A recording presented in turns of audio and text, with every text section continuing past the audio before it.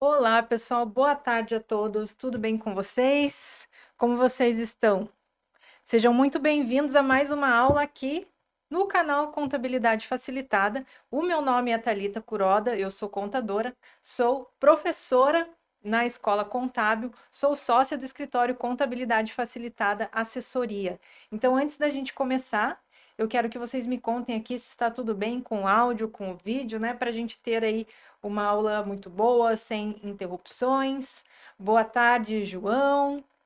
Caracine Roberto, Rita, Gildevan, sejam muito bem-vindos a essa aula. Espero que vocês estejam aproveitando aí o nosso curso gratuito de imposto de renda. Já tivemos várias aulas aí de quase todas as fichas da declaração, já estamos partindo aí para as últimas fichas, né? Me diz aí você que tem acompanhado as nossas aulas desde o começo, se você está gostando dessas aulas. Né? Nós estamos, inclusive, para quem ainda não é nosso aluno e também para quem é nosso aluno, que vamos ter condições bem especiais. Vamos ter aí em breve, né, no dia 4/11, a nossa Black November. Então vai ser uma oportunidade imperdível, ó, super imperdível para quem deseja adquirir aí os nossos cursos com uma condição super especial, tá bom? Então sejam todos muito bem-vindos. E o Alex já deixou ali o link para vocês, né, da assinatura vitalícia. Também vou pedir para ele deixar o link do material da aula de hoje. E hoje nós vamos falar sobre a ficha bens e direitos e também lá no final sobre a ficha dívidas e ônus. Beleza? Então, logo que vocês pegarem o material aí, vocês já podem acompanhar e vamos começar a nossa aula. Muito bem. Então, hoje vamos falar sobre a ficha Bens e Direitos. A ficha Bens e Direitos, né, não tem muito segredo aqui em relação ao que declarar. Logo que você acessa a ficha Bens e Direitos, nós temos essa relação aqui. Então, temos os grupos, né? Temos os grupos e dentro de cada grupo nós temos diferentes códigos que vocês poderão acessar aí também por dentro do programa. Então, nós temos os grupos de bens imóveis, de bens móveis, né? Que podem ser veículos, carros, motos. Temos as participações societárias aqui, é um ponto que muita gente esquece de informar, né? Quanta gente tem empresa do Simples Nacional, tem MEI, e esquece de declarar lá as cotas e quinhões de capital que precisa informar também, né, as participações societárias de ações. Temos aplicações e investimentos, né, se você tem CDBs, RDBs, CRIs, CRAs, LCIs, LCAs. Temos créditos que você possa ter, né, com outras pessoas. Depósitos à vista em numerário, que são as contas correntes, temos fundos, criptoativos e outros bens e direitos. Então, tudo isso é o que você vai informar aqui nessa ficha de bens e direitos. E o que nós precisamos, né, declarar? Você precisa declarar tudo aquilo que você tenha a posse ou propriedade, né? Ou seja, a pessoa não precisa necessariamente ter a propriedade daquele bem. Se ela tiver a posse e ela, por exemplo, ela ofere rendimentos com aquele bem, ela também precisa declarar, né? Porque a declaração de imposto de renda, ela mostra uma evolução patrimonial. E se você recebe lá um rendimento de um determinado bem que você tenha posse, é importante que você declare aquele bem para que a Receita saiba também de onde está vindo aquele rendimento, por exemplo. Né? Então, tem que ser muito coerente a evolução patrimonial com os rendimentos. Aqui nós temos a relação, né, um detalhamento maior dos bens e direitos que precisam ser declarados. Então, nós temos os bens imóveis, temos os veículos automotores, né? Se você tem moto, carro, caminhão, embarcações e aeronaves, você que tem aí um jatinho, né? Você que tem um barco. Então, esses veículos, embarcações e aeronaves e imóveis, você precisa declarar independente do valor de aquisição. Então, se a pessoa é obrigada a enviar a declaração e ela possui esses tipos de bens, ela precisa informar.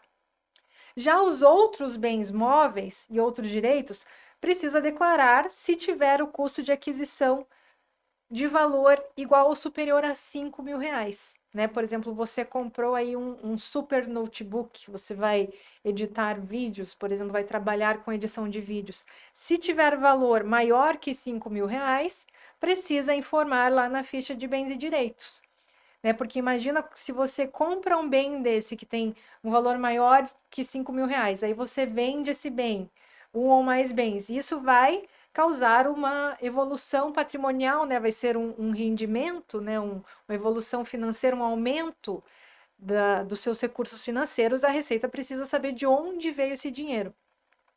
Então, por isso que esses bens com um valor maior, né, que R$ 5.000, precisa declarar também.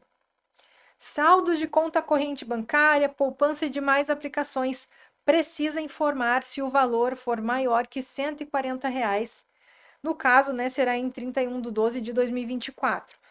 Aqui, nós temos as informações de 2024 relativas a 2023. E por quê? Porque as regras da declaração 2025 relativas ao ano de 2024 só vão sair com a instrução normativa de 2025, que sai lá no final de fevereiro. Então, por enquanto, nós vamos nos baseando na legislação atual, tá? Isso é normal, é assim que a gente estuda. E aí, quando saírem as atualizações, nós vamos renovar, né? Vamos atualizar também essas aulas no curso. Precisa declarar também conjunto de ações, cotas ou quinhões de capital de uma mesma empresa, negociadas ou não em bolsa de valores. Também ouro, ativo financeiro, isso com valor superior a R$ 1.000. Então, entra naquele tema que eu falei, né? A pessoa, não são só ações que a pessoa tem na bolsa de valores. Se ela tem uma empresa do Simples Nacional, se ela tem um MEI, né? E esse valor de aquisição, se o custo for superior a R$ 1.000, precisa declarar, né? A gente tem um código lá também, além das ações, temos as cotas e quinhões de capital, onde precisa declarar o valor do capital social que o sócio tem naquela empresa. Precisa declarar também os criptoativos, né? As criptomoedas, os bitcoins, esses outros ativos digitais também, da mesma espécie, cujo valor de aquisição seja superior a R$ 5.000. Então, você tem lá R$ 5.000 e 100 de Bitcoin lá, precisa declarar. Aí tem R$ 5.000 e pouco de outra criptomoeda, você declara separadamente, né, esses tipos de criptoativos. Também os bens e direitos detidos por entidade controlada, né, no exterior, e os bens e direitos objetos de trust. Então, são esses os bens e direitos que precisam ser declarados até o momento atual, né? Vamos ver se terá alguma alteração para o ano que vem. Então, é isso, tá? Só lembrando, isso aqui, né? Caso a pessoa se enquadre naqueles critérios de obrigatoriedade, aí precisa declarar tudo isso aqui. Outro ponto muito importante aqui em relação aos bens e direitos é o custo de aquisição, porque os bens e direitos, eles são declarados pelo custo de aquisição. Tem gente que acha que, eu vou declarar o meu imóvel pelo valor de mercado e todo ano vai atualizando. Não pode, tá? Precisa declarar pelo custo de aquisição. Até porque o fisco, né, eles querem a parte deles nesse lucro, então você não pode simplesmente ir atualizando. Eles querem que quando haja uma atualização desse valor do imóvel, né, quando a pessoa for vender, ou se ela optar por aquela antecipação, né, do ganho de capital, a Receita Federal quer receber a parte dela desse ganho. Então, por isso que você não pode ir atualizando, é sempre pelo custo de aquisição. É isso que diz aqui no Decreto 9.580, de 2018, que é o famoso RIR, né, que é o Regulamento do Imposto de Renda. Lá no artigo 136, ele diz que o custo de aquisição dos bens ou direitos, né, de quaisquer bens ou direitos, será o valor pago na sua aquisição, sendo que você não pode atribuir atualização monetária, não pode, ao custo dos bens adquiridos após 31 de dezembro de 95. Temos também aqui uma informação importante no parágrafo 2º, que ele fala sobre os bens e direitos adquiridos em partes. Então, o custo de aquisição vai ser o somatório dos valores correspondente a cada parte. E quando você for informar lá no GCAP também, né, esse bem que foi adquirido em partes separadas, você consegue informar a data que você adquiriu cada parte. Você sabia? E aí, o ganho de capital, né, que para os residentes no Brasil tem aquelas reduções por conta do tempo, também vai considerar a data de aquisição de cada uma dessas partes. Beleza? Nas aquisições com pagamento parcelado, inclusive por meio de financiamento, considera-se o custo de aquisição o valor efetivamente pago. Então, suponha que você comprou um carro financiado. Aí, até 31/12 de 2022, você pagou 10 mil reais. E aí, durante 2023, você pagou mais 10 mil. Então, 31/12 de 2022, você vai declarar 10 mil, aí pagou mais 10 mil, no final de 2023, o custo de aquisição vai ser 20 mil, que é o total que você pagou até aquela data. Aí, 2024, você pagou mais 10 mil, então vai ser 30 mil ao final de 2024, tá? Vai somando o valor das parcelas pagas. No caso, né, na hipótese de imóvel ou outros bens adquiridos por doação, herança ou legado ou meação, você vai precisar observar o disposto no artigo 130 ou 140, conforme o caso. Nós vamos ver logo na sequência o que dizem esses dois artigos. Aí temos aqui os casos também do bem adquirido por permuta com recebimento de torna, que é o valor do bem dado em permuta, subtraído o valor utilizado como custo na apuração do ganho de capital, e no imóvel rural é o custo de aquisição do valor relativo à terra nua, tá? Que é a hipótese do artigo 140. Então, só relembrando, agora nós vamos ver aqui os artigos 130 e 140, que é esse caso aqui do parágrafo 4º desse artigo 136, tá? Vamos ver o custo de aquisição nesses casos de doação e herança, né? Ou legado ou meação. Então, vamos ver o que diz o artigo 130 sobre isso. Aqui continuamos, né, no regulamento do imposto de renda. Então, na transferência de direito de propriedade por sucessão, nas hipóteses de herança, legado ou doação, em adiantamento de legítima, os bens ou direitos, eles poderão ser avaliados a valor de mercado ou pelo valor apresentado na declaração do decujus, né? O decujus é o falecido, ou do doador. Então, veja que nesses casos, nós temos duas opções, né? São duas. Primeiro, transferência pelo valor de mercado, né? E nesse caso, na transferência pelo valor de mercado, é o decujus, né, o espólio lá, e o doador que ficam responsáveis pela apuração do ganho de capital. Então, primeiro eles vão fazer essa apuração do ganho de capital, vão fazer o recolhimento, e aí vai ser feita a transferência nesse valor novo, né, com essa atualização. Ou então, a transferência pode ser feita pelo mesmo valor que constava na última declaração do imposto de renda do decujus ou do doador, né? São essas duas hipóteses, que aí vai ser feita pelo mesmo valor que já estava antes, e quando essa pessoa que recebeu essa herança ou essa doação for vender por acaso esse bem, é que será apurado o ganho de capital. Beleza? Então, temos aqui, né, o que diz o parágrafo 2º, que vai incluir os bens ou direitos na sua declaração pelo valor ao qual houver sido efetuada a transferência. Então, se foi feita a transferência pelo valor de mercado, né, foi feita a atualização, a pessoa que recebeu vai incluir aquele valor atualizado. Se foi feito pelo valor que estava na última declaração do decujus ou do doador, a pessoa que recebeu vai declarar por esse valor transferido, né, que estava lá na declaração. Sendo que isso se aplica também aos bens e direitos atribuídos a cada cônjuge na hipótese da dissolução da sociedade conjugal ou unidade familiar. Né? Claro que a gente tem que perceber aqui que nós temos aqueles bens comuns que pertenciam aos dois cônjuges. Então, se já era comum, se já era dos dois, não tem que se falar de ganho de capital. Mas se há transferência, né, o juiz lá decidiu, ó, esse bem aqui vai ficar com a esposa, vai ficar com o marido, né? Se era bem privativo de um e vai passar para o outro, aí precisa, né, escolher um desses dois tipos, né? Ou o valor, a atualização pelo valor de mercado com o recolhimento lá do imposto sobre o ganho de capital, ou o mesmo valor que estava na declaração anterior.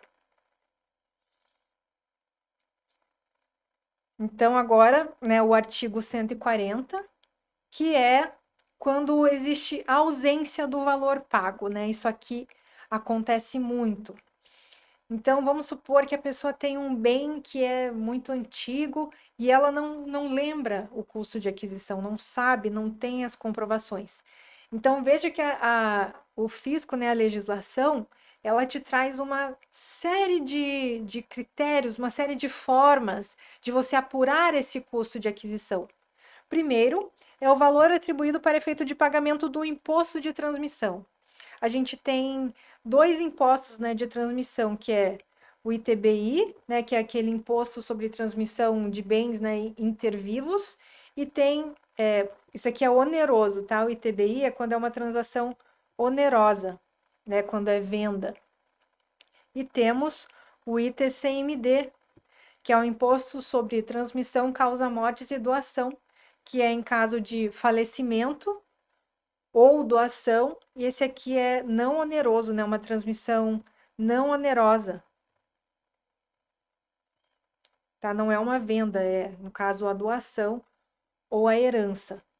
Então, falar, não sei o custo de aquisição. Então, você pode ver que valor foi atribuído lá no cálculo do ITBI e do ITCMD. Ah, mas não tenho esses valores.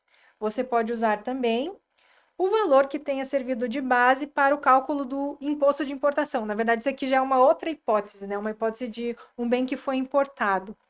Aí você vai verificar o valor que foi utilizado para calcular o imposto de importação, acrescido do valor dos tributos e das despesas de desembaraço aduaneiro. Porque o custo de aquisição dos bens, ele pode ter, né? Você pode agregar nesse custo de aquisição tudo que você gastou para adquirir aquele bem, né? Inclusive os tributos, as despesas, as taxas, etc. Né? Também se for outro tipo de bem, no caso de bens recebidos por herança, o valor da avaliação no inventário ou arrolamento, né? Então, quando a pessoa morre, é feito um inventário, onde é feito o levantamento do valor de todos aqueles bens. Isso serve de base também para o cálculo do custo de aquisição, né? Quando você não sabe exatamente o valor que foi pago. Também, o valor de transmissão utilizado na aquisição para o cálculo de ganho de capital do alienante. Então, se houve uma transmissão, né, da pessoa que alienou aquele bem, né, nós falamos que tem aquela transmissão pelo mesmo valor ou ajustada a valor de mercado. Então, nesse caso, na transmissão que foi ajustada e foi apurado o ganho de capital, lá você também consegue saber qual foi o custo de aquisição, né? Por exemplo, você tem um cliente que chegou para declarar um bem que ele recebeu de herança. E fala, qual que é o valor, qual que é o custo de aquisição desse bem? Ah, não sei. Ah, você recebeu de herança? Né, foi feita uma atualização de mercado lá com ganho de capital, então deixa eu ver qual foi o valor da transmissão aí utilizado, né, com ganho de capital.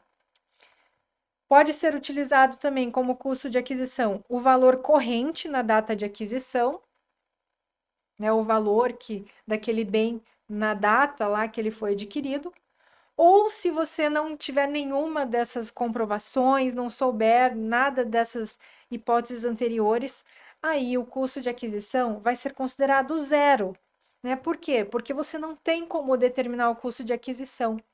Então, você vai pagar o imposto sobre ganho de capital vai acabar sendo o valor total do bem, porque se o custo de aquisição é zero e o imposto é calculado sobre o lucro, né, que seria o ganho de capital, tudo, né? Se você não tem o custo de aquisição, tudo vai ser um ganho, né? E a tributação vai acabar incidindo sobre todo esse valor do bem. Por isso é muito importante que você, né, saiba como determinar o custo de aquisição. Se você não tiver as comprovações, aí vai precisar lançar com custo de aquisição igual a zero, vai ter um ganho de capital enorme e o imposto de renda também vai ser bem alto, né? Bem mais alto, porque a base de cálculo vai ser maior. Custo de aquisição dos bens imóveis, né? Nos bens imóveis a gente tem alguns pontos aqui que é importante a gente se atentar. Né? Muitos casos de pessoas que venderam bens imóveis, que querem vender e precisam apurar o ganho de capital, precisam saber o custo de aquisição. Então, o que pode integrar o custo de aquisição dos bens imóveis? É claro que você precisa comprovar tudo, né? Precisa guardar aí por 5 anos, né? Que é aquele período de decadência que a Receita tem para fazer a cobrança dos tributos. Então, você pode integrar no custo de aquisição, né, para diminuir o ganho de capital e consequentemente, diminuir o imposto. Pode integrar as despesas de corretagem referentes à aquisição do imóvel vendido, desde que o ônus tenha sido suportado pelo contribuinte. Óbvio, se foi outra pessoa que pagou aquela despesa, você não pode colocar como um custo seu, tá? Então, tem que ser do contribuinte. Também pode integrar o custo de aquisição, as despesas com construção, ampliação e reforma. Se tinha um imóvel lá e aí precisou demolir o imóvel anterior para construir um novo, esses gastos com demolição também podem entrar no custo de aquisição, desde que não seja condição para se efetivar a alienação, e também pode integrar o custo de aquisição a realização de obras públicas que tenham beneficiado o imóvel, né? Colocação de meio-fios e sarjetas, pavimentação, instalação de rede de esgoto e de eletricidade, né? Porque nós temos umas contribuições, né, de melhoria que as pessoas pagam quando tem essas benfeitorias, né, públicas.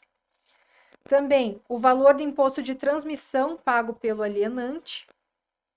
Então, a pessoa vendeu o imóvel, teve que pagar lá o imposto de transmissão, ITBI. Isso também pode entrar lá no custo de aquisição, ou no caso do ITCMD. O valor da contribuição de melhoria, como nós falamos. E ele fala aqui no parágrafo único que pode integrar os dispêndios com reforma, comissão ou corretagem, né? Então, a corretagem, né, que se paga para a imobiliária, para o corretor, também pode entrar no custo de aquisição, mas precisa tudo ser comprovado, né, com documentação hábil e idônea. E tudo isso precisa ser também discriminado na declaração de bens.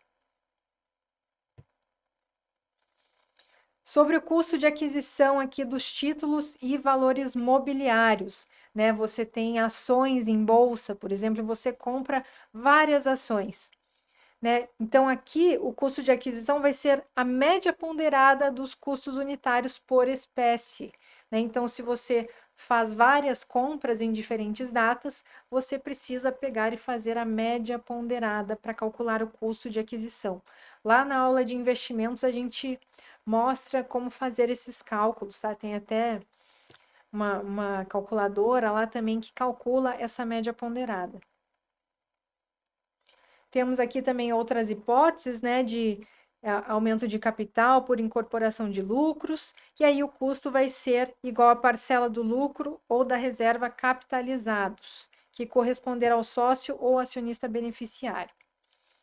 E também tem alguns casos em que o custo é igual a zero, né, que são esses 3 estados aqui, que são essas participações societárias, apurados até 31 de dezembro de 88 e em 94 e 95. Também aquelas adquiridas gratuitamente, obviamente, aí é igual a zero, né? Se foi gratuito, não tem por que ter um valor ali monetário. Ou quando não puder ser determinado por quaisquer formas previstas nesse artigo lá, ou lá no 140. Então, precisa ser tudo comprovado.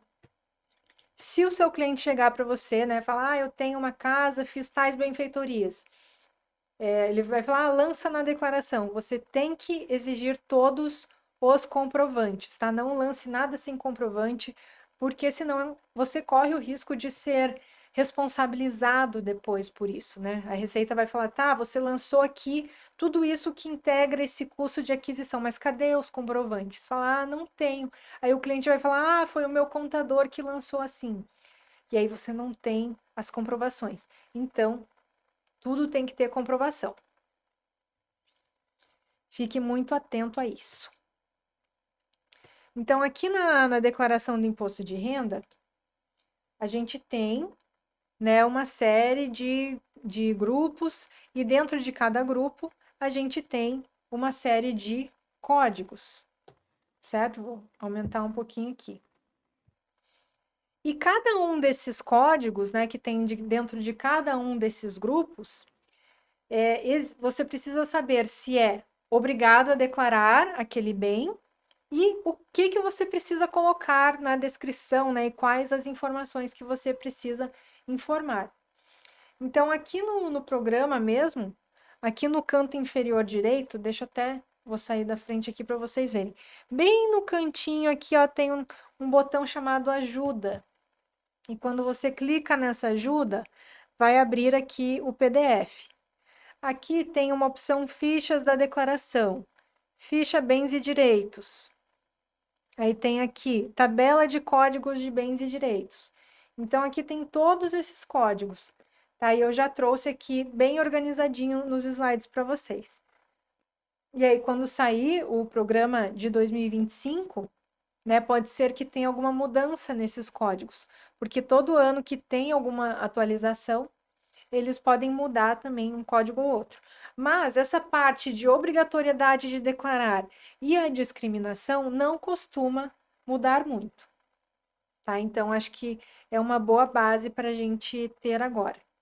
Então, o grupo 1 são os bens imóveis, né, que é prédio residencial, comercial, galpão, apartamento, casa, terreno, também imóvel rural, sala ou conjunto, construção, benfeitorias, lojas e outros bens imóveis. Esses bens é obrigado a declarar? É obrigado a declarar. Então, veja que aqui ele não fala de valor mínimo. Se a pessoa é obrigada a enviar a declaração e tem bens imóveis, ela é obrigada a declarar os bens imóveis. E o que ela precisa informar aqui na discriminação? Ela precisa colocar a data e a forma de aquisição. Eu até trouxe aqui um já preenchido para vocês darem uma olhada. Então, a data, forma de aquisição, informações sobre condôminos e usufruto, se for o caso, né, se tiver, endereço, área total, se é registrado, a matrícula e o nome do cartório. Então, a gente tem aqui na ficha do programa, você não precisa colocar tudo isso aqui nesse campo da discriminação, porque ele já traz aqui campos próprios para o endereço, para a área do imóvel, se é registrado ou não, né, e os valores. Então, tem aqui também o IPTU, a data de aquisição, que é muito importante. A data de aquisição é muito importante porque se a pessoa for vender esse imóvel, a apuração do ganho de capital é com base também na data de aquisição, porque existem umas reduções, né, do ganho de capital para fins da apuração do imposto de renda com base na data de aquisição. Então, é muito importante saber qual a data correta de aquisição.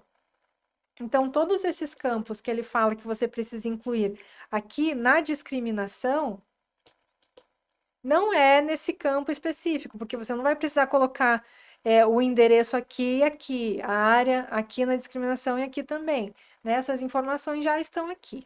Então, aqui na discriminação, basicamente, o que você precisa informar?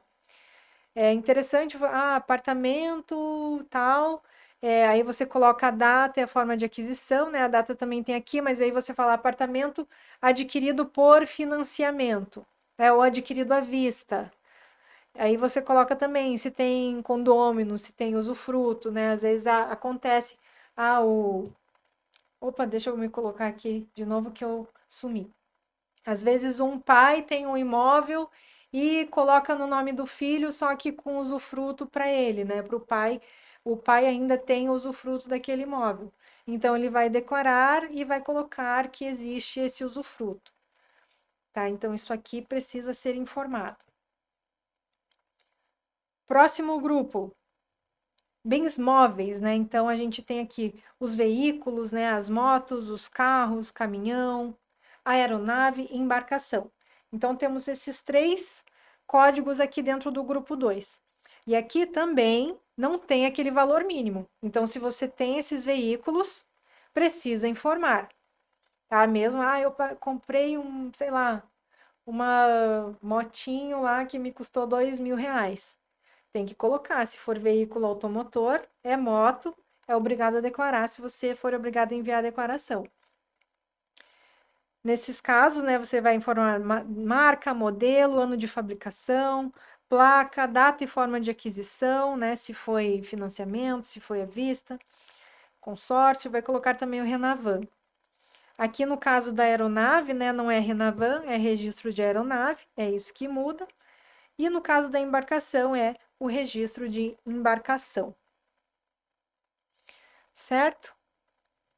Então, também até deixei aqui um exemplo, mas seria basicamente isso, né? No caso dos veículos, bens móveis, o código 1, né, até o momento, veículo automotor, Renavan, aí você vai falar, uma moto, marca tal, modelo tal, fabricado no ano tal, a placa, data e forma de aquisição. Né? Aqui a gente não tem um campo de data de aquisição, mas ele pede para informar. Então, aqui sim, você vai colocar na descrição, né? Aqui você precisa informar essa data de aquisição e a situação, né? Que nós vimos que é o valor que você pagou até aquela data. Então, situação em 31/12/2022, caso tenha sido financiado, por exemplo, vai colocar o valor que você pagou até essa data. E aí, durante 2023, pagou mais um valor. Aí coloca, soma, né, aquelas parcelas que foram pagas durante 2023. Próximo grupo são as participações societárias. Então, temos as ações, né, inclusive as listadas em bolsa, para aquelas companhias por ações, as cotas ou quinhões de capital, né, se a pessoa tem uma empresa, lucro presumido, Simples Nacional, é MEI, né, uma empresa que não é por ações, né, que são cotas ou quinhões de capital, e outras participações societárias. Então, aqui é obrigado a declarar se o valor de aquisição for igual ou superior a R$ 1.000. Né? Então, o MEI lá que abriu um MEI com capital social de R$ 1, né? A gente sabe que tem esses casos. Então, aí não precisa, né? De acordo com a orientação aqui. Aí você vai ter que colocar, né, a quantidade. No caso, eu tenho tantas cotas dessa empresa. A gente sabe que o capital social da empresa é dividido em cotas. Então, eu tenho tantas cotas dessa empresa, eu tenho tantas ações. Tipo, por exemplo, eu tenho, né, no caso de ações, a gente tem as ações ordinárias. Por exemplo, você tem Petrobras 3, né, ordinária, e as ações preferenciais. Então, tem o Petrobras 4. Aí você precisa declarar separadamente. É isso que ele fala, tipos diferentes devem constituir itens separados. Também o número da inscrição do CNPJ da pessoa jurídica emissora. Então, é isso, desse grupo aqui. Próximo grupo, aplicações e investimentos. Aqui nós temos os depósitos em conta poupança, né? Não são só esses, né? Depois continua aqui as aplicações e investimentos. Temos depósito em conta poupança, títulos públicos e privados, né? Que são CDB, RDB e outros. Esses aqui são os sujeitos à tributação. E temos os títulos também isentos de tributação. Né? Esses são isentos, veja que a gente tem LCI, LCA, CRI, CRA, que são letras de crédito imobiliário, né, LCI, letras de crédito do agronegócio, LCA, CRI, que é certificado de recebíveis imobiliários, e certificado de recebíveis de agronegócio.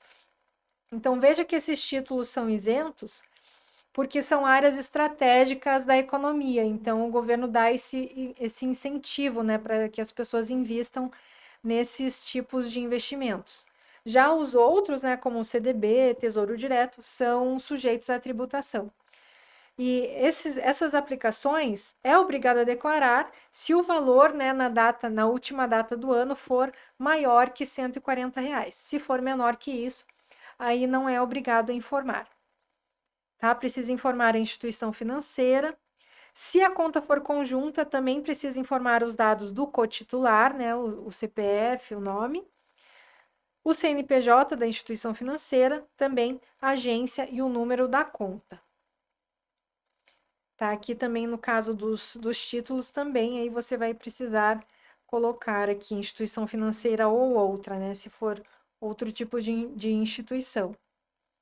Eu até separei esse grupo, porque esse grupo aqui são aqueles que você precisa declarar se o valor for maior que R$ 140. Aí esses outros tipos de aplicação aqui do grupo 4, veja que já é diferente o critério de obrigatoriedade. Né? Então, a gente tem ativos negociados em bolsa no Brasil, exceto ações e fundos. Então, a gente tem aqui BDRs, opções e outros. Aqui, você é obrigado a declarar se o valor de aquisição for igual ou superior a R$ 1.000. Tá? E aqui também, nesses códigos, você precisa informar se é negociado em bolsa. Aí, caso positivo, você vai ter que colocar o código de negociação, né? O ticker, no caso. E também, no caso de opções, a quantidade, a série e a data de vencimento. No caso de ouro também, caso o valor seja superior a R$ 1.000, precisa informar a instituição ou custodiante e a quantidade de gramas. E no caso de outras aplicações, né, a gente tem que observar, né, depende do tipo, como são outros, é porque você não conseguiu enquadrar em nenhum dos anteriores. Então, você vai observar se é referente à aplicação financeira, que seria aquele 140, ou participação societária, que é a partir de 1.000, certo? E aí, aqueles mesmos dados, né? Para você discriminar qual é essa aplicação, nessa outra aplicação, e vai informar o CNPJ da pessoa jurídica emissora. Outros bens e direitos. Temos aqui agora no grupo 5, né, que são os créditos. Então, no caso dos créditos, a gente tem os empréstimos concedidos, né? Vamos supor que a sua mãe te emprestou um dinheiro. Te emprestou dinheiro para você comprar um carro, né? Te emprestou lá, sei lá, carro tá caro hoje, né? Te emprestou, sei lá, R$ 80.000. Aí você vai declarar lá que você tem uma dívida com ela e ela vai precisar declarar que ela concedeu um empréstimo para você, né? Ela vai ter um crédito com você no valor superior a R$ 5.000, certo? Então, o empréstimo concedido é um direito, né, que a pessoa tem em relação a outra pessoa. E tem que cuidar que isso aqui cruza também de uma declaração para outra, certo? Então, uma pessoa, né, pessoa que emprestou, vai informar na ficha de bens e direitos, né? A gente tem aqui créditos, empréstimos concedidos, no caso, então tem um bem e direito. E a pessoa, né, que está devendo vai informar aqui na ficha de dívidas e ônus, né? No caso, o empréstimo da minha mãe, pessoas físicas. É claro que os empréstimos, né, é muito fácil a pessoa pegar e falar, foi um empréstimo. Mas tem que tomar muito cuidado para não caracterizar uma doação disfarçada, né? Principalmente para fins de ITCMD. Vocês conhecem alguém que fala: minha mãe me emprestou um dinheiro, né? Mas na verdade, será que aquilo não foi uma doação? Cadê o contrato do empréstimo? Cadê as condições do empréstimo? Né? Por isso que aqui ele fala, ó, você tem que falar o valor do crédito, o prazo e as condições estipuladas, o nome do devedor, o número de inscrição do CPF ou CNPJ. Então, para caracterizar o empréstimo, tem que estar tudo acordado, né? O valor do empréstimo, o valor total, qual é o prazo de pagamento, qual é o valor das parcelas pagas, né? Tudo isso para que seja mesmo caracterizado como empréstimo. Tá? É importante que tenha contrato também, obviamente, para você poder comprovar. A gente tem também crédito decorrente de alienação, que você, né, de alienação da venda de algum bem, que também precisa informar se o valor for superior a 5.000. Mesma coisa, valor, prazo, condições e os dados do devedor. E outros créditos no 99, que vai observar o limite correspondente a direito, que é de 5.000. Tem muita coisa aqui nessa ficha de bens e direitos, né? Mas é importante que a gente saiba. Grupo 6, depósitos à vista em numerário. Então, aqui entra o depósito em conta corrente ou conta pagamento. Então, veja que a poupança é lá em aplicações e investimentos, tá? Não confunda. Aqui vai ser conta corrente ou conta pagamento, dinheiro em espécie, moeda nacional, ou dinheiro em espécie, moeda estrangeira. Aí é obrigado a declarar se o valor for maior que R$ 140. Aqui vai ter que informar o tipo e a quantidade, a instituição financeira, agência e conta, CNPJ da instituição. Ele repetiu aqui agência e conta, né? Rolou um Ctrl+C, Ctrl+V. E no caso, né, de dinheiro em espécie, que seria isso aqui, vai precisar do tipo e quantidade de moeda, sendo que a obrigatoriedade também é quando o valor for maior que R$ 140. E outros de depósitos à vista que não se enquadrem nesses anteriores, você também vai precisar declarar. E aqui, né, ele não colocou aqui esse critério, nem colocou sim, não, mas é interessante que você declare, né, na dúvida. Eu acredito que deveria, eles devem ter esquecido, mas deveria entrar nesse mesmo critério ou ser obrigado. Enfim, faltou essa informação aqui. Temos aqui agora o grupo 7, que são os fundos. Então, nós temos os fundos de investimentos, né? Temos aqueles fundos de renda fixa, fundos multimercado, que são sujeitos ao come cotas, né? Então, sempre tem aquela tributação, já que come um pedaço, né, do seu investimento. Fiagro e fundos imobiliários, né, lá da parte de renda variável. Fundos de investimentos e ações e FGTS, mercado de acesso, né, também investimentos e ações, e esses outros tipos de fundo, né, participações, cotas e empresas emergentes. Isso aqui é obrigado a declarar também se o saldo for maior que R$ 140, colocando todas aquelas informações da instituição financeira, também a quantidade de cotas e, no caso de conta conjunta, os dados do cotitular. Ainda dentro dos fundos, né, temos outros fundos aqui, participações em infraestrutura, produção econômica, desenvolvimento e inovação. Aí tem os fundos de índice, né, em renda fixa, ETFs, FIDC, fundos sem tributação periódica e outros fundos. Então, nesse caso dos fundos, eles se enquadram aqui, todos nessa regra aqui, né, dos R$ 140, certo? Próximo grupo, temos muitas coisas aqui em bens e direitos, mas está quase acabando, né? Temos aqui os criptoativos. Então, veja que nós temos códigos diferentes, né? Até um tempo atrás não tinha. A gente tem um código para Bitcoin, para as outras criptomoedas, para as stablecoins, para as NFTs e outros criptoativos. Aqui você precisa declarar se o valor for igual ou superior a 5.000.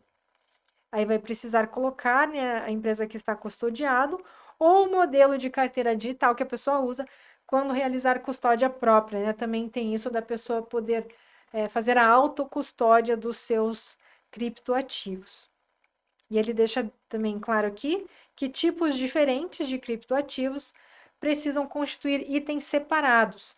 Então, dentro desses códigos aqui, ou dentro de um mesmo código, por exemplo, eu tenho esse Ether, tenho o Bitcoin Cash, Litecoin. Se você tem tipos diferentes, você vai declarar separadamente. E por fim, aqui, dos grupos, né, de bens e direitos, a gente tem os outros bens e direitos. Então, licença e concessão especiais, título de clube, né? As pessoas às vezes tem títulos de clubes, direito de autor, de inventor e patente, direito de lavra. E aqui, ó, esse aqui a gente vai ver também com mais detalhes mais para frente, que é o consórcio não contemplado, que entra aqui nesse grupo. Aqui você vai declarar se o valor de aquisição for igual ou superior a R$ 5.000. Vai colocar a descrição, né, do direito, o número de registro, se for o caso. Se for, né, esse caso do consórcio, precisa colocar a administradora do consórcio, tipo de bem, né, é o consórcio de moto, de carro, quantidade de parcelas pagas e a pagar e o CNPJ da administradora. Eu trouxe também para a gente ver hoje como declarar esses consórcios. A gente tem também aqui nesse mesmo grupo 99 o VGBL, né? É obrigado a declarar. A gente vai ter uma aula também comparando, né, o VGBL e o PGBL. Aí a gente vai também detalhar mais esse bem. Então, nome da instituição, número da conta, dados da pólice, CNPJ. Os juros sobre capital próprio creditado, mas não pago, né? Muita gente confunde, acha que isso aqui entra lá nos rendimentos, né? Mas não, o creditado, mas não pago, ele é um direito, porque a pessoa ainda não recebeu, né? Então, por isso que é um bem, né? Um direito, no caso. A pessoa tem direito a receber porque ele ainda não foi pago. Foi creditado, mas não foi pago. Então, nome da pessoa jurídica, CNPJ, sendo que, né, tipos diferentes devem constituir itens separados. E agora sim, né, por fim, o código 99, que são os outros bens e direitos. E você só vai usar se não for possível enquadrar em nenhum dos outros códigos anteriores, o que acaba sendo difícil, né, porque já tem praticamente tudo, mas caso tenha algum outro, você vai informar aqui. Aí você precisa informar os detalhes, né, que não constem nos campos próprios da declaração. E também, esse aqui é muito importante, ó. Lembra que quando o casal tem bens comuns, a gente informa na declaração de um dos cônjuges. Então, é nesse código aqui que a gente informa, ó, quando a gente tem bens e direitos comuns relacionados na declaração do outro cônjuge. Tá? Então, esse código é bem utilizado para essa finalidade aqui. Coloca lá, os meus bens e direitos comuns estão relacionados na declaração do cônjuge. Lembrando que lá na ficha da identificação, também é importante colocar aqui, né? Possui cônjuge? Sim. Aí a pessoa vai incluir o CPF. E aí a Receita vai analisar essas declarações em conjunto. Muito bem, vimos aí um geral, né, dessa ficha bens e direitos. Agora vamos ver algumas situações específicas.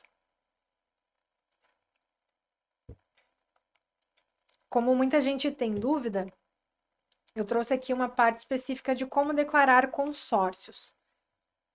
Então, a gente tem esses dois tipos, né? A gente tem o consórcio que foi contemplado e não contemplado. Só para esclarecer, o consórcio, ele é uma forma que a pessoa tem de adquirir bens a prazo, né? Você está pagando pela disponibilidade de ter aquele bem futuramente. Por exemplo, o consórcio de moto, o consórcio de carro, né? Você pode ter acesso a esse bem dando um lance para que você possa ter o bem antecipadamente, ou você é sorteado para ter acesso, né, a esse bem antecipadamente, ou você vai pagando as prestações e vai receber lá depois no final uma carta de crédito para ter acesso a esse bem.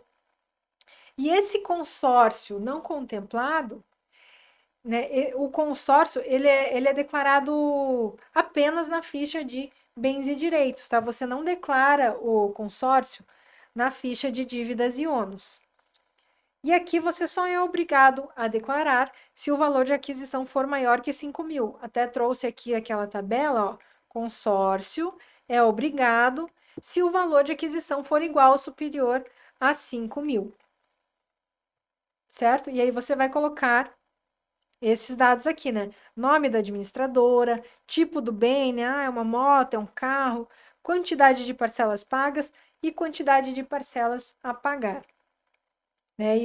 E sempre o custo de aquisição, né? Quanto foi pago até aquela data, como nós vimos. Muito bem. E aí a gente tem o outro caso, né? Ah, só um detalhe aqui para vocês lembrarem. Então, isso aqui entra no grupo 99, código 5. Beleza? E a gente tem também o caso do consórcio contemplado, né? Então, aqui no consórcio contemplado, a pessoa teve acesso àquele bem. Então, se ele foi contemplado, você não tem mais aquele direito que você declarou lá no consórcio não contemplado, certo? Então, você vai ter que dar a baixa, né? Vamos dizer assim. Você vai baixar colocando aqui no final do ano o valor zero, e aí você vai lançar lá na ficha de bens e direitos também aquele bem, né, que você teve acesso no consórcio. Então, no caso de moto, por exemplo, há bens móveis, veículo automotor. Aí vai colocar o Renavan e todos aqueles dados. Aí no começo do ano, como eu ainda não tinha acesso a essa moto, vai ficar zerado. E no final do ano, vai ser o valor total que foi pago. Tudo bem?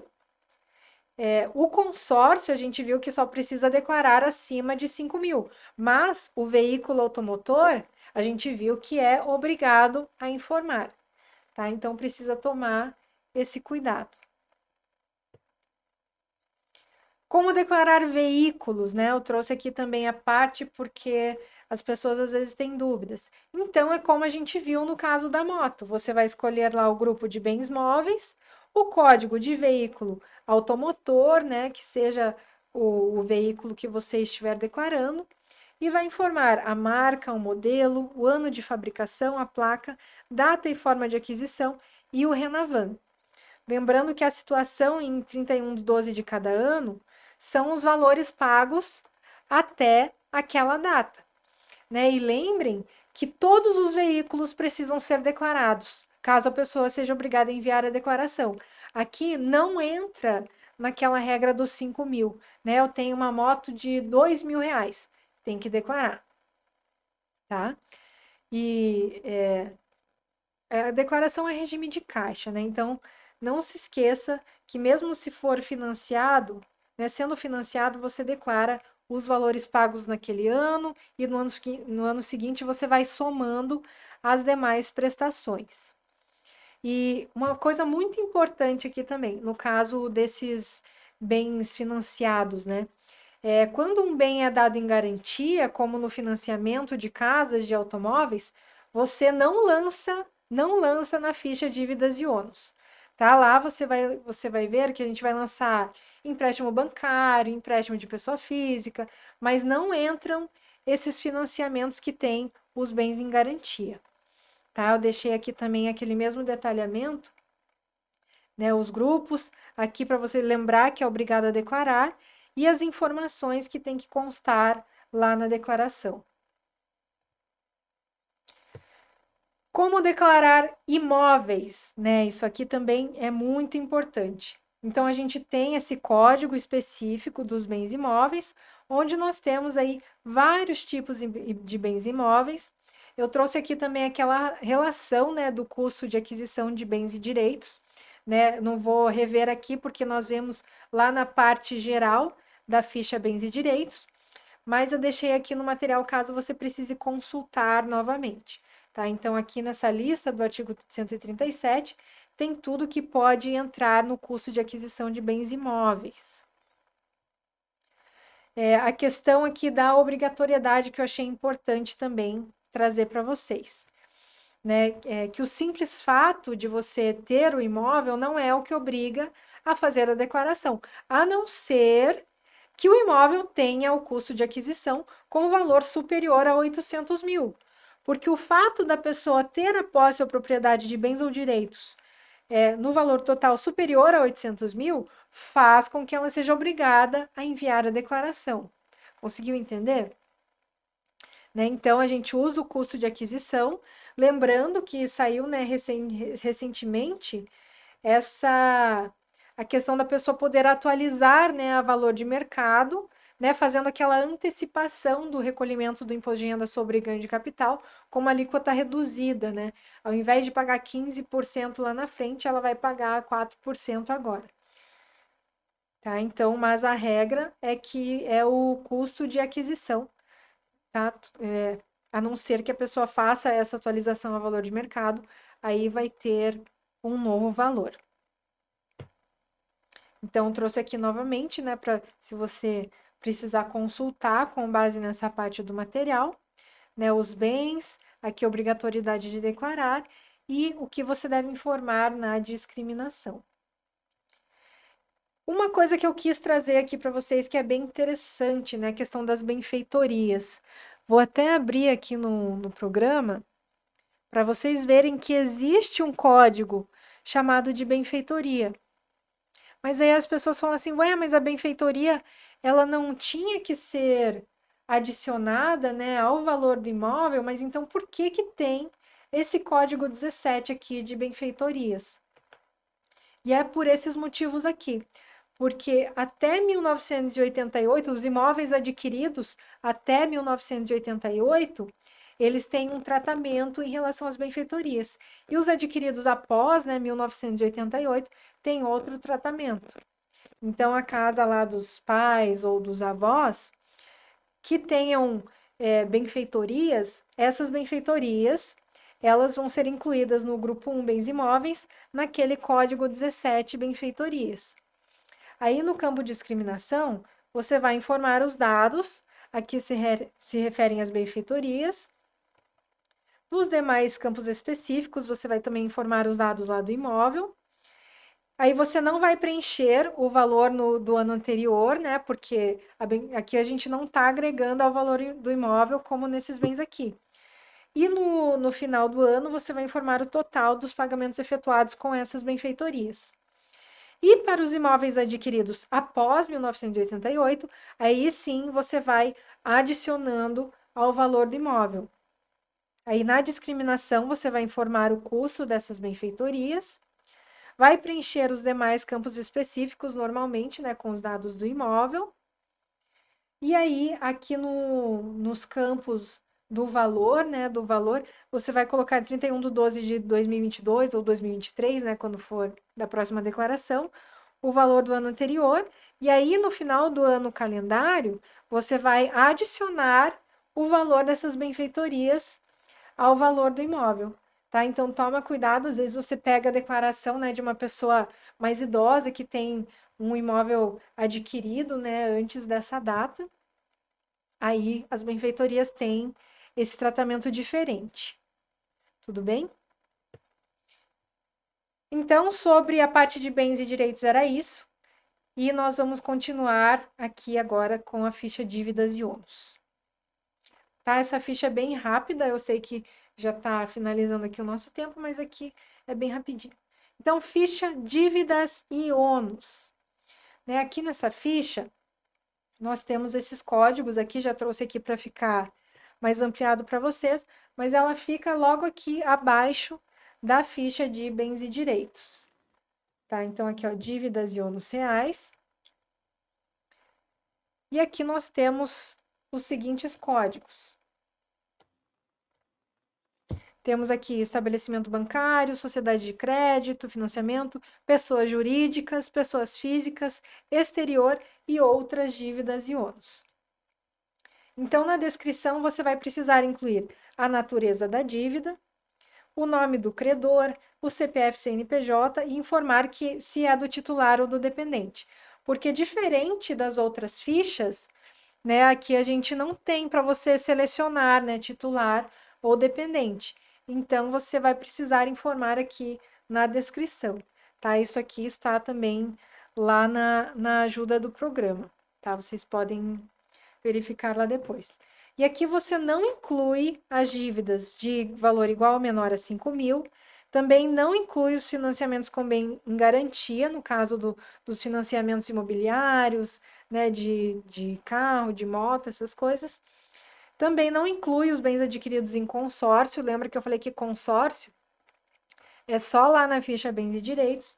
E também não inclui dívidas de atividade rural, porque existe a parte específica de atividade rural, tá? Então também não entra aqui. Aí eu trouxe um exemplo aqui de demonstrativo, né? Para você entender como que a gente declara essas dívidas e ônus.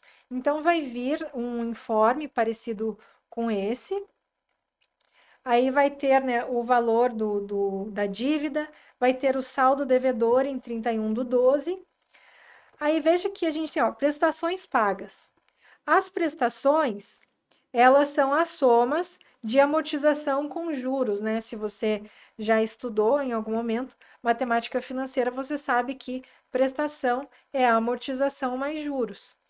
Então, o valor pago é o valor das prestações, tá? Então, é isso que você vai informar aqui.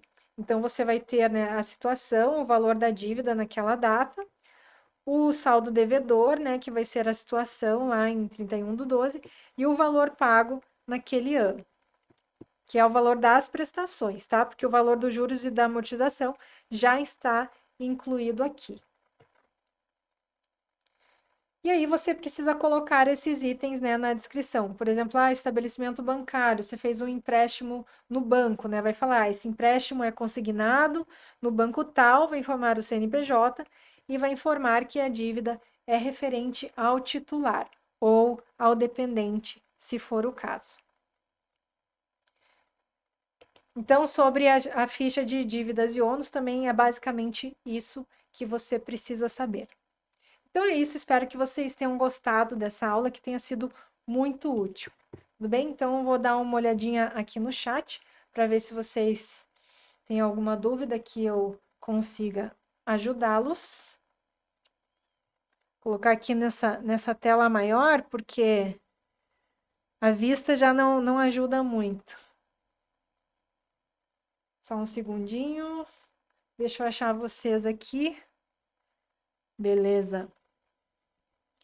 Ó, o Alex já deixou ali, né? Só relembrando que a gente vai abrir aí no dia 4/11 as matrículas, né, para nossa assinatura vitalícia. A gente pensa você ter acesso para sempre, né? Você nunca mais vai precisar comprar outro curso, porque realmente é super completo. Ó, a Cíntia falou que concluiu a graduação ano passado, mas como não tivemos prática, nem sei para onde vai o IRPF. Então, Cíntia, ó, se você, né, puder, espero que você tenha condições aí, não perca essa oportunidade aí do dia 4, que vai ser imperdível, tá?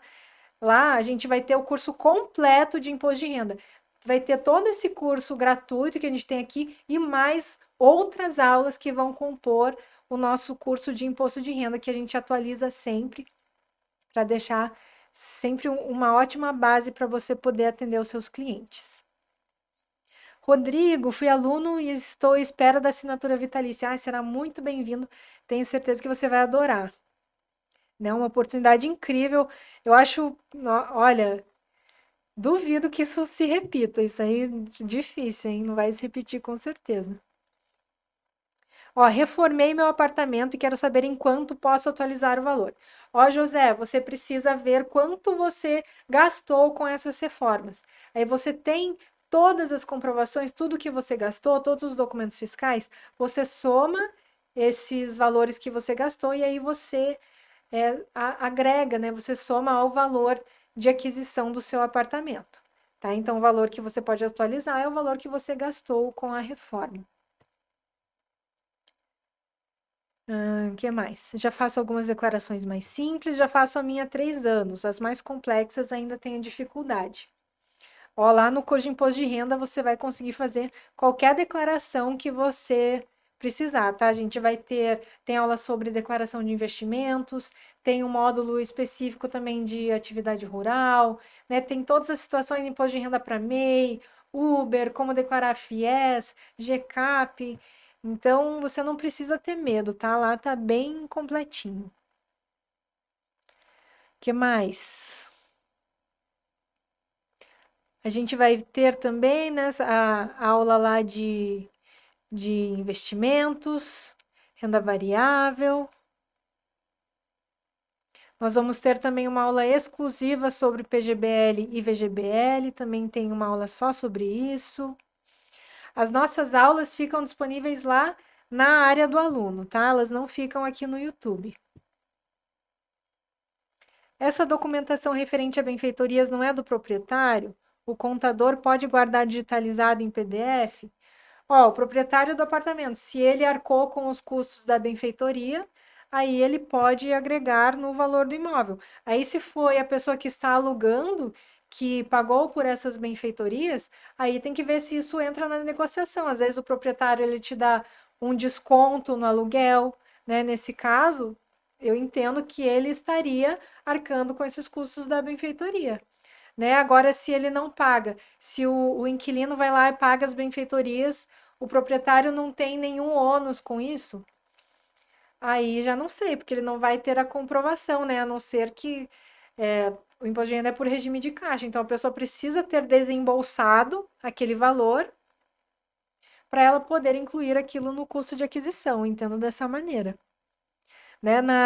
No perguntas e respostas, na legislação, eles sempre embatem nessa tecla, desde que o ônus tenha sido do contribuinte. Mas é importante, tá? Pode guardar digitalizado em PDF, até porque se a Receita Federal, se ela te pedir as comprovações, você vai digitalizar e vai mandar via processo digital. Tá? Você não vai mandar um monte de papel lá para a Receita Federal. Mas é claro que é importante que você tenha os originais, né, para comprovação, caso peçam, enfim, numa auditoria mais aprofundada. Veículo que ainda não fez a transferência para o nome, mas consta na intenção de venda em nome do declarante, tem que ser informado? Ó, se ainda não não foi transferido, nesse caso do veículo, a legislação fala sobre a posse, né? Então, se a pessoa já está com esse veículo, se ele já desembolsou o dinheiro, é porque é regime de caixa. Então, pense no desembolso também, né? Então, a pessoa adquiriu um bem. Se ela está com aquele veículo, ela vai declarar o veículo. Mas como que ela adquiriu aquele veículo? Saiu o dinheiro da conta dela? Então você precisa analisar tudo isso, né? Porque senão aquele veículo, se ela não desembolsou o dinheiro, pode ser sei lá, pegou emprestado ou é uma doação. Então precisa tomar muito cuidado com isso, tá? E tem que ver também como a outra pessoa está declarando, porque se uma pessoa está declarando o veículo, a outra pessoa também não vai declarar. Então, essas informações, elas se cruzam, né? Tanto que quando você declara um veículo, você fala, ele foi adquirido do fulano de tal. O fulano de tal vai dar baixa e vai falar, vendi esse veículo para o ciclano de tal. Tá? Então, tem que ser coerente nas duas declarações. Sobre concurso, eu vou te falar para assistir uma live da professora Larissa, do professor Márcio, do professor Fábio, que eles estão fazendo aulas incríveis sobre os concursos, tá? A gente também está com um curso bem legal para quem quer fazer concursos. Então é isso, pessoal. Muito obrigada pela presença de vocês. Espero que vocês voltem aí na semana que vem, enquanto a gente estiver com esse curso de imposto de renda. Convido novamente vocês a aproveitarem no dia 4/11 a nossa assinatura vitalícia, tá? Porque com certeza é uma condição imperdível. Então é isso. Muito obrigada pela presença de todos. Fiquem com Deus e até a próxima.